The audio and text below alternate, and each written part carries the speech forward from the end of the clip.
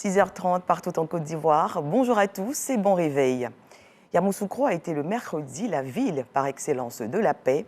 La capitale politique et administrative de la Côte d'Ivoire a abrité la cérémonie officielle du prix UNESCO pour la recherche de la paix, une occasion pour la communauté internationale de rendre hommage au président Alassane Ouattara, bâtisseur de la Côte d'Ivoire moderne et artisan de paix.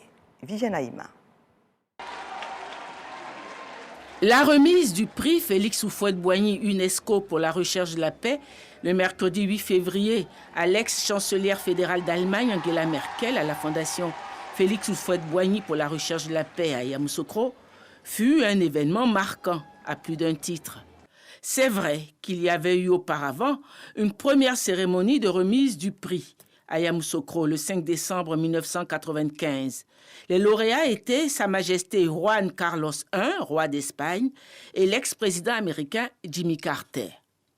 Le président Houphouët-Boigny, décédé 2 ans plus tôt, le 7 décembre 1993, l'UNESCO lui rendait ainsi hommage en organisant pour la toute première fois la cérémonie de remise du prix qui porte son nom sur sa terre natale.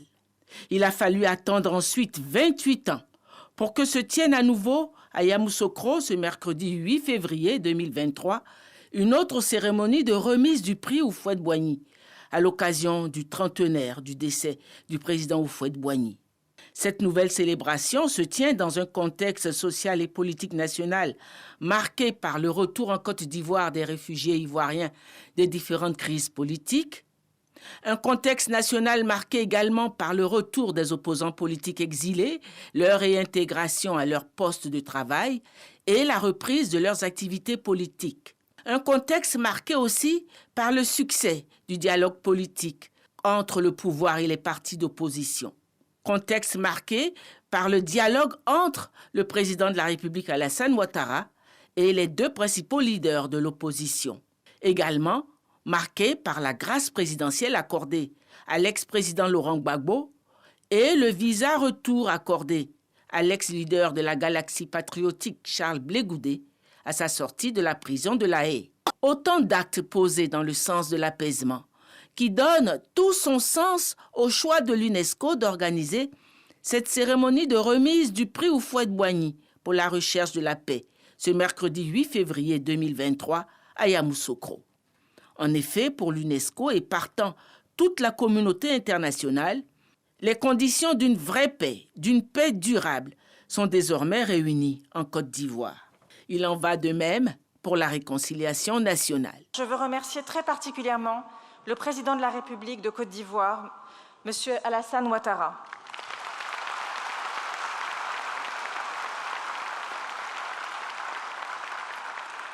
Pour son accueil, bien sûr, ici à Yamoussoukro, pour son soutien continu à l'UNESCO et à son mandat. Je voudrais aussi, pour finir, Monsieur le Président, saluer votre engagement pour construire le rassemblement, la cohésion sociale, la paix, aux côtés de toute la société civile ivoirienne et dans toute la diversité de ses sensibilités politiques.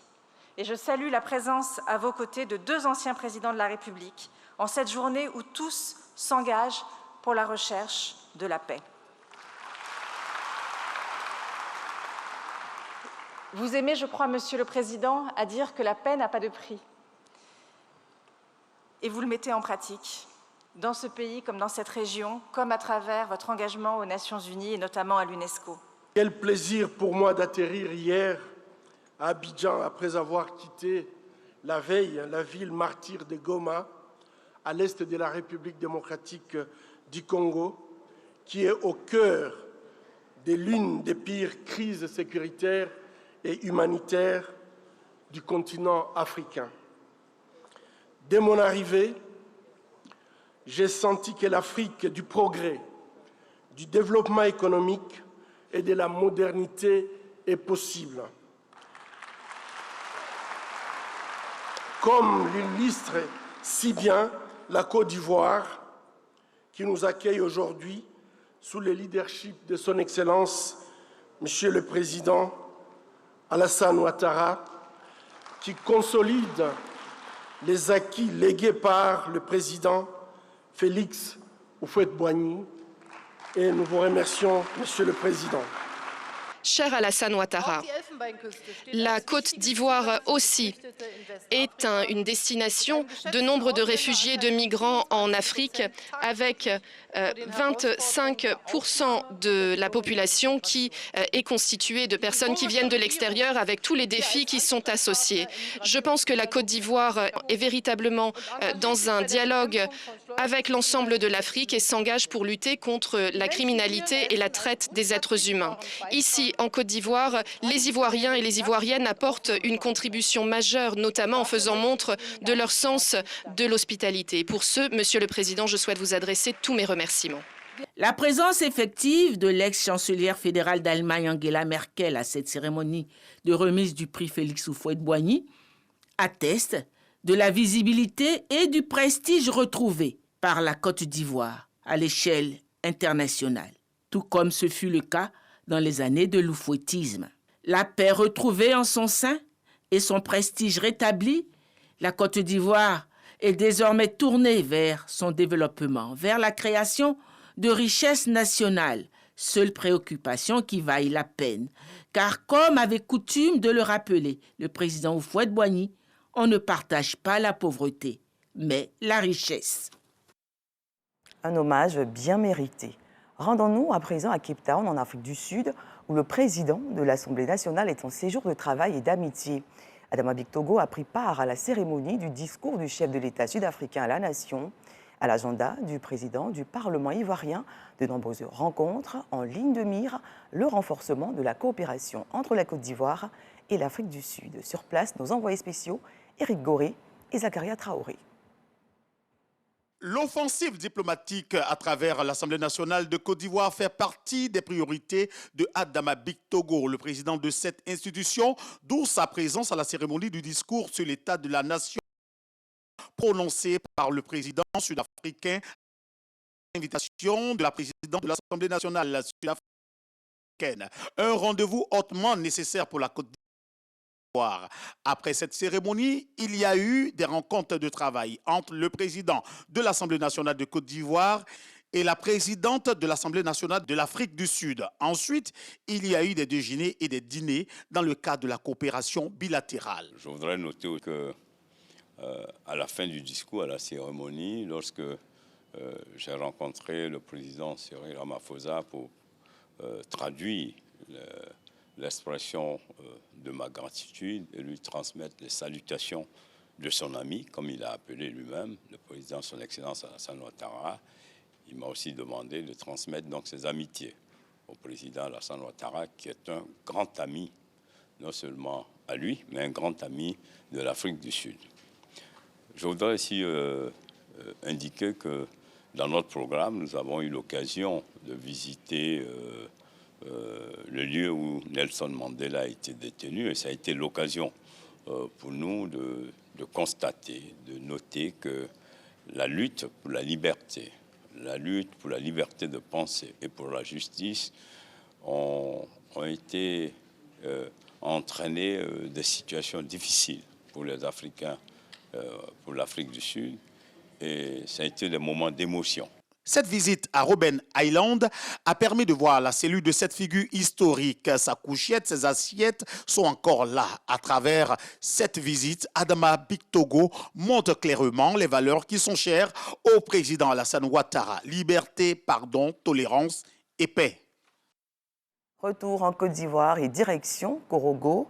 Le général Vagondo Diomandé, ministre de l'Intérieur et de la Sécurité, a présidé ce vendredi la cérémonie de présentation de 1914 élèves policiers au drapeau.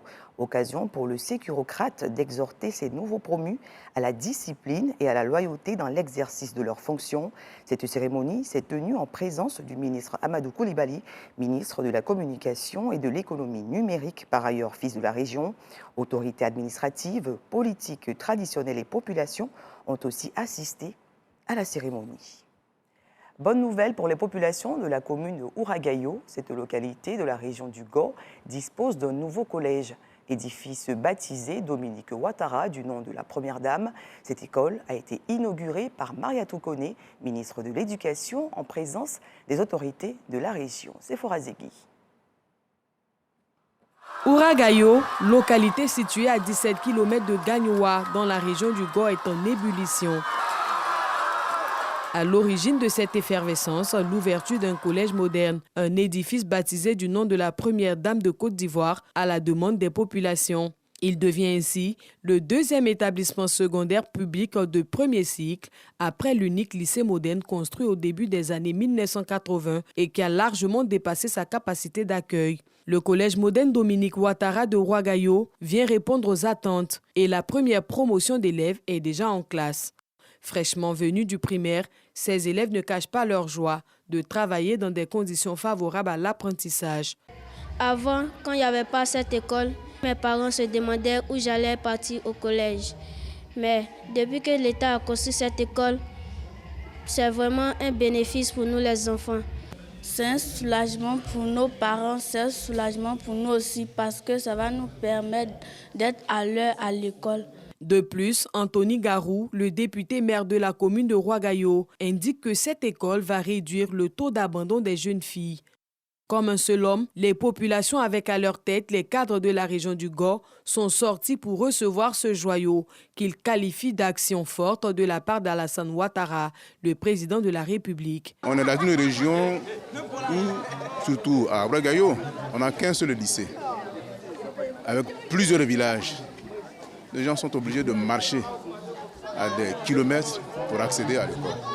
Or là, c'est au centre. C'est une bonne chose que de disposer de ces établissements. D'une capacité d'accueil de 1600 élèves, cet établissement est bâti sur une superficie de 8 hectares. Il comprend un centre de documentation et d'information et une infirmerie, entre autres.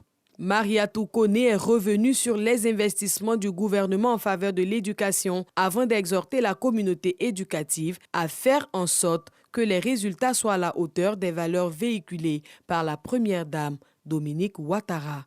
Je voudrais en votre nom, au nom de la communauté éducative, au nom du gouvernement et à mon nom personnel, exprimer notre gratitude à la première dame pour avoir accepté de répondre favorablement à votre demande. Je voudrais espérer que son illustre nom soit un stimulant pour les élèves, pour les enseignants et pour les parents d'élèves, afin que les résultats soient à la hauteur de l'honneur qu'elle nous fait. Cette cérémonie est d'une importance capitale pour les populations de Ouagayo. En témoigne la présence de Sébastien Dano-Djedje, Bertin Kadé et Albert Drogba, entre autres, aux côtés de leurs frères et sœurs du RHDP. À cette inauguration, Mariatou Koné a fait don de 27 000 manuels scolaires, du matériel informatique et didactique, des équipements de sport et d'entretien d'une valeur de 20 millions de francs CFA au Collège moderne Dominique Ouattara de Ouagayo. La direction générale de la RTI, Radio-Télévision ivoirienne, a reçu ce vendredi à son siège à Cocody une importante délégation du groupe de médias panafricains basé à Paris en France, Jeune Afrique Media Group.